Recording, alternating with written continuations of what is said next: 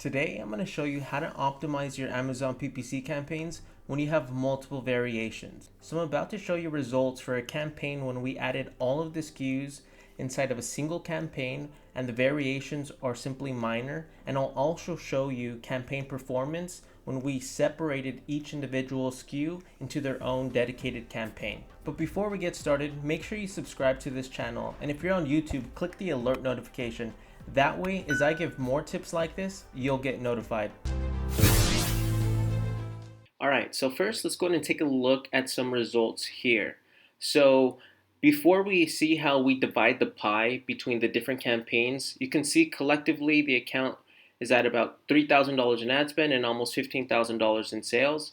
And the very first month we started for this client was back in September. So you can see the very first month we were able to generate $10,000 in sales, and this client is very eager to test different things. Okay, so the very first month, which was in September, what we did was we actually created for their one product. They have 5 variations, so we actually created separate campaigns for each variation, and these are the results for that particular case study. Okay, so now let's go ahead and look at how each individual portfolio performed when we actually separated each individual SKU into their own dedicated campaign. So we separated one parent ASIN, 5 different variations, and each variation has its own dedicated campaign, okay? So for the very first SKU, you can see that we did 19% ACoS. Again, this was in September, 2,200 in sales. And when we look at the second SKU here, you can see that we did 2,200 or almost 2,300 in sales, I should say, and 18% ACoS. Let's look at the third portfolio here, the third SKU. You can see $2,200 in sales with an 18% ACoS.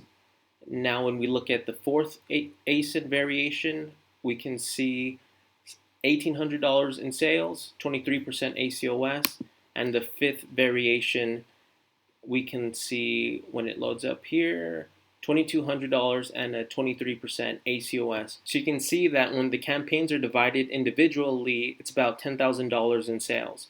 Now this particular portfolio, what we did was we created one set of campaigns, our proprietary method of campaign creation, and we added all 5 SKUs into that single campaign with more or less the same keywords that we used for all the other campaigns, just to keep all of the variables constant for this test.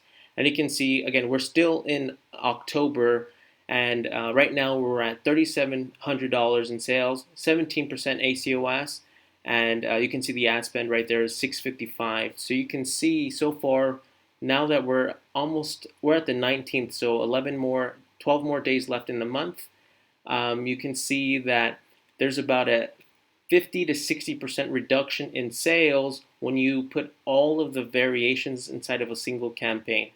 So more than likely the client for the next month is probably going to want to continue keeping dedicated campaigns for each individual SKU within the parent variation in order to maximize their impressions. But what we wanted to see is cold hard data that clearly shows which method to choose. And again, results can vary. This is just showing that what you're essentially doing is you're telling Amazon when you're creating these PPC campaigns that you want to maximize the impressions per SKU, okay?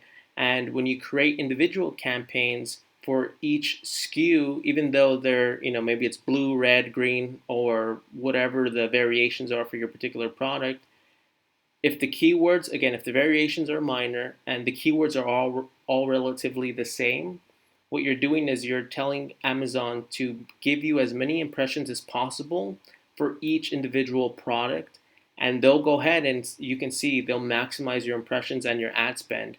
And if they're all inside of a single campaign, what Amazon's doing is Amazon's going to be rotating between the SKUs and dividing impressions for one set of campaigns, and they're dividing those impressions between those 5 products. Whereas when they're separate, Amazon's giving you the maximum amount of impressions on a campaign basis based on whatever your particular bid strategy is. So something to keep in mind is actually looking and making sure that the keywords inside of your campaigns are relevant to the SKU. So in this particular case, because the client's variations are minor, it worked out that we were able to divide the one parent ASIN and divide 5 dedicated campaigns for each individual SKU. For example, if you're selling iPhone 11, or if you're selling an iPhone 11 Pro case, and you're also selling an iPhone 11 Pro Max case, as an example, you can see that the sizes are different, but I'm sure there's a lot of search volume for both of those variations. So if you put all of those keywords and those two SKUs inside the same campaign, it's going to get convoluted and it's going to give you some mixed results. Where if you, from the very get-go, you separate those campaigns and only put iPhone 11 Pro keywords for the 11 Pro SKU, and the Pro Max will only have the keywords that have Max in the phrase. And another thing I recommend to sellers is, this particular seller didn't have any reviews for their product, right? They just launched in September. It was brand new products. And so what worked for them is, we did our keyword research, and our proprietary optimization methods really helped them propel their sales even with 0 reviews. So when you want to implement this particular strategy, and if you don't have a lot of budget to work with from the very beginning, what I would advise you to do would be to create just one campaign and put all of your variations inside of that single campaign. And after about 30 to 60 days, look at the data and you'll see that some of your SKUs will be performing better than others.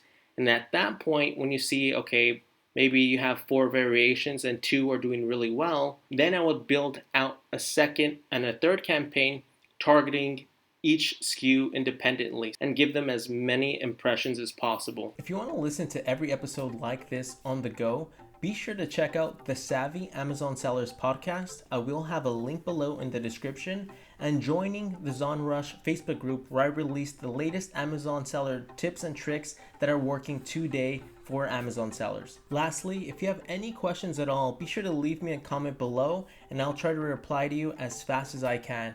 Again, thank you so much for watching. I'll see you guys on the next video.